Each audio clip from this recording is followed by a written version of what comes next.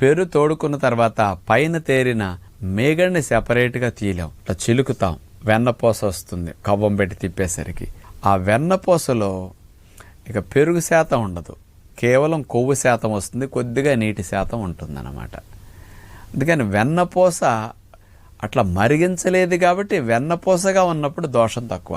పాలు 100 డిగ్రీల వేడికి గురి చేసినప్పుడు మరిగాయి, పెరుగు అంతే, అందుకే అట్లా వచ్చేసింది. అందుకని ఇక డ్యామేజ్ ఏమవ్వదు. ఆ వెన్నపూస ఉన్నప్పుడు నీటి శాతం ఉంటుంది, కొవ్వు శాతం ఉంటుంది, కానీ అది కూడా డైల్యూటెడ్ ఫామే. కాబట్టి ఎప్పుడన్నా పిల్లలకి వెన్నపూస కోసం అన్నా మీ ఇంట్లో ఉండే పెరుగుని అట్లా చిలికే శుభ్రంగా వెన్నపూస అంతా తీసి ఏ రోజు కదా ఫ్రెష్ వెన్నపూసని ఇంట్లో ఉండే చంటి పిల్లలకి పెట్టండి. మీరు ఏదైనా అల్పాహారం పెట్టినప్పుడు దాంట్లో వెన్నపూస కలిపి పెట్టడం, భోజనంతో పాటు అంత వెన్నపూస వేసి భోజనం పెట్టండి. పిల్లలకు ఒట్టి వెన్నపూస తినిపించేటప్పుడు కూడా అందులో అంత తేనె, ఎండు ఖర్జూరం పొడి 2 కలిపి వెన్నపూస తినిపించండి.